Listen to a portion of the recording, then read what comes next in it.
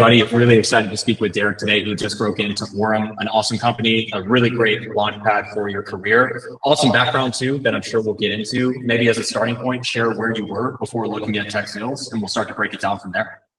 Yeah, of course. Thanks for having me on. I'm super excited to be here. So I actually started out in insurance sales, kind of an interesting whirlwind, but I studied risk management and insurance coming out of college. I graduated during COVID, so it was an interesting time. Jobs weren't necessarily hiring at that time. So went ahead and took a job with the agency that I interned with for State Farm. And I was selling more so B2C, business to consumer, when I was doing that. More of your individual policies, if you will. The book was less heavy B2B. So me and my manager kind of sat down and we wanted to go more after that side of things. And that's kind of when my interest towards B2B sales really started to peak there. But to be honest with you, Eric, I knew that I didn't want to sell insurance my whole life. It bored me to death. No offense to anybody that's in it, but I just knew it wasn't for me personally. So my aunt at the time, or she's still actually in medical sales. She's been doing it for like 30 years now. So I kind of just picked her brain there, transitioned into pharmaceutical sales, started out as an inside rep, doing the full sales cycle. So I was booking my own meetings, doing the demos with the doctors, closing the deals, if you will, with the doctors. So it was a great experience into just kind of wearing all the hats and all the roles. And then I got promoted out to the field to be a territory manager / account executive, would be like the equivalent for tech. But I was in the field, so I was on the road all day. And I loved it, but I didn't want to be on the road anymore. And I also just knew that I wanted to transition into tech. But it was really good for me because a lot of the foundational skills were already there for me, booking my own meetings, doing the demos, handling objections, everything like that. So it was a really somewhat seamless transition for me so far. So. Yeah, awesome background and totally agree. I'm sure a lot of that experience helped you. And that's kind of where this next question is going in terms of you have sales experience. You even made that transition from insurance to pharmaceutical. As you start looking at breaking into tech sales, even before, talking about why higher levels, what made you say, hey, I do want to invest in training versus maybe trying to do it on your own with the skill set that you already had? Yeah, of course. And naturally, kind of how I lean towards tech sales naturally, when I talk to friends, I have a bunch of friends that are in tech sales, and naturally when you talk to friends, job stuff comes up. So I kind of knew that there was a lot of similarities in the skills that I had. And I also knew that it's super, super competitive in tech. I mean, it is in medical as well, but especially in tech because a lot of the roles are remote. So you're not just competing against whoever's in your area, like your city. You're competing against pretty much like the whole country because a lot of these companies, they'll hire you remote and you can live anywhere you want. So you're competing against, thousands of people versus like maybe a couple hundred people in your area. So already I was like, okay, I know that it's going to be a lot more work to go up against these guys. And a lot of these guys probably also already have tech experience, whereas I don't. So I'm going to have to really do everything I can here to invest in myself and give myself the best opportunity to really stand out and get my foot in the door here. So that's kind of where that led to. Yeah, no, it's awesome. And I think it's very true. No doubt it is very competitive right now. I don't even have a follow-up statement to that. I agree. It's definitely competitive. Yeah, it's just the game of it. And maybe even taking a look too, it's I'm not sure how much research you did, if you came across other programs. It seems like in the last 2 to 3 years, there's a ton of people and programs that have popped up. What kind of went into that decision to say, hey, yes, I'm going to, why was higher levels the choice for you? Yeah, great question. A couple different reasons. I mean, I came across Course Careers. I feel like everybody comes across Course Careers at some point. And just, a couple other random ones. I'm really super happy that I came across you guys. I came across you guys on YouTube actually, and then, went on to your website and just did some research and everything.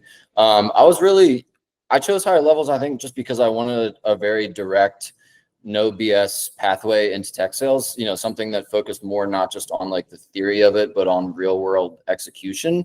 And it seemed like from your YouTube channels and videos like this that I'd watched, testimonials and everything, that's kind of what people were saying is it's real world execution. And your approach kind of stood out to me because it just combined the tactical sales skills of, maybe which a lot of people already have. And maybe for somebody that's watching if you already have sales skills, but you're able to combine it with your approach of adding in the mindset work I really appreciated that and kind of gravitated towards that. And it didn't seem like it was sugar coated. I wasn't looking for, a generic course. I wanted something that held me accountable and helped me break through the noise. And I think that higher levels really gave me that clear roadmap, structure, and the confidence at a time when I felt a little bit overwhelmed by all the different paths in the tech. And I kind of go back to that word confidence, because higher levels really does give you the confidence. And going into this process, like, you really have to build your confidence into it, and it'll really catapult you forward. So. Yeah, it's awesome, man. And I'd love to maybe give some free value for anyone watching out there. I know you had a couple of different interviews, a couple of different companies you spoke with. Maybe just starting with standing out. You have sales experience, but not in tech directly. Is there anything you felt like you did exceptionally well to get several different interviews with different companies?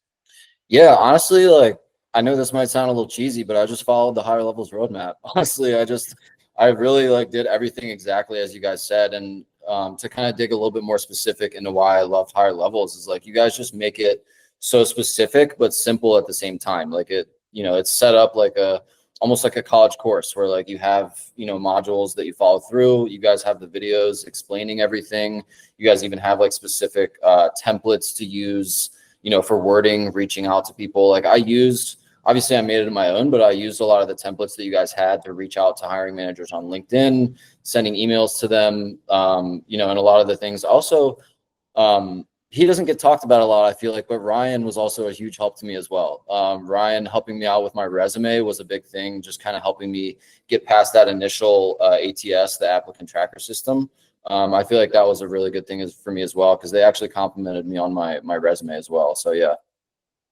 Yeah, it's awesome. Big shout out to Ryan. Yeah, making sure he gets some love. So I appreciate that. Yeah, he's awesome. He's on 2 live calls a week. And maybe too, if there's other advice, more kind of those early to mid stage interviews, I would definitely love it if anything comes to mind.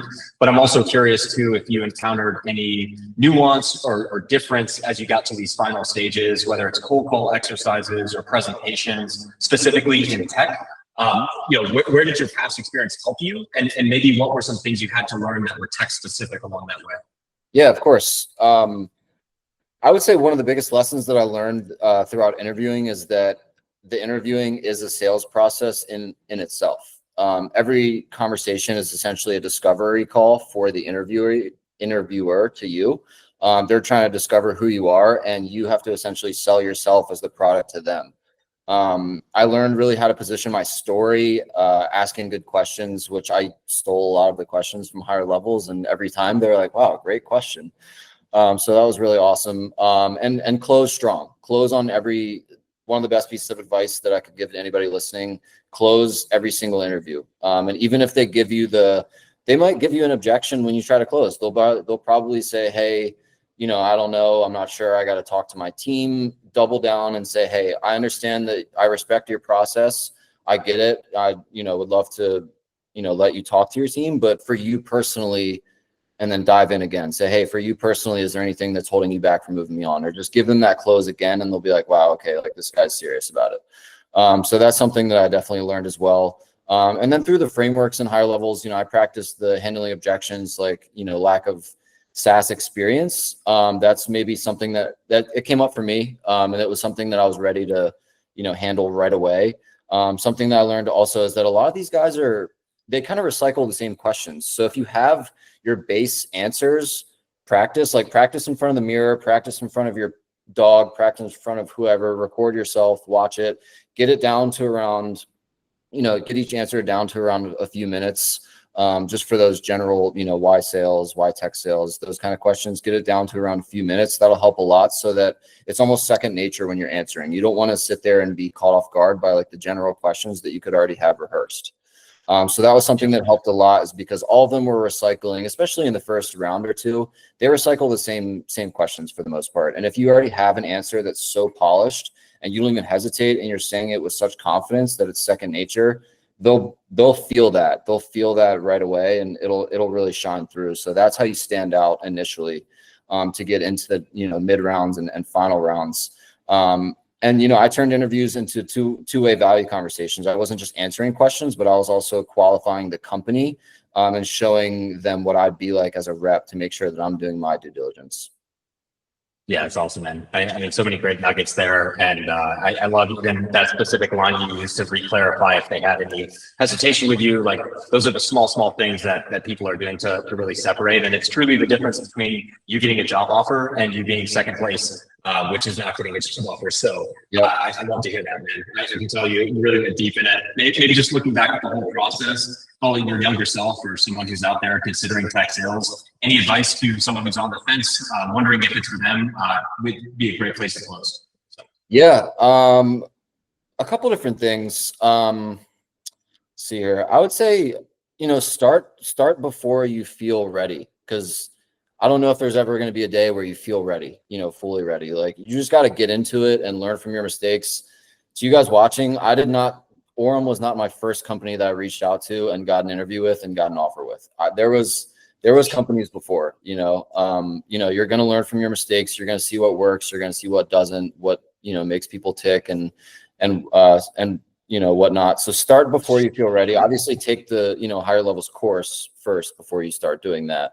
But once you finish the higher levels course, man, just put that into action right away. The imposter syndrome never fully goes away, and that's okay. You do as you can, but take action, ask better questions, improve your craft, look back, watch game film, stop waiting for permission to level up. Also, really just do it. Take it by the reins. But also document your wins. That's a super important thing as well. You guys, that's something that you guys point out in higher levels, but document your wins, because it can feel like a losing process when you keep hearing no's, or if nobody responds or anything, and you feel like, it's easy to want to give up. I will say that. So document your wins, even if it's someone just responding to you on LinkedIn from a message to set up a 10-minute call. Even if nothing comes from it, document, hey, today was a win. Someone got back to me from this company that I wanted and, gave me their time. That's a huge win. So just document that as you go and celebrate those. You're going to look back and realize how far you've come. So celebrate the process and not just the outcome. Yeah, it's awesome, man. So many great nuggets this entire conversation, and obviously super excited. Orem's a great company. You're the first person at the time of making this that broke into Orem, so really exciting stuff, man. Yeah, first on the board, and it's a new Boy Scout sticker for us. We need another logo for higher levels. But congrats again, man. Obviously this was a super deep conversation. I can tell you really went through and did really left no stone unturned. Speaks for itself with the result, and I know everyone watching is going to get a ton out of it. So thanks again, Derrick, and congrats. Yeah, of course, man. Thanks again for having me, and to everybody searching, keep going at it and good luck.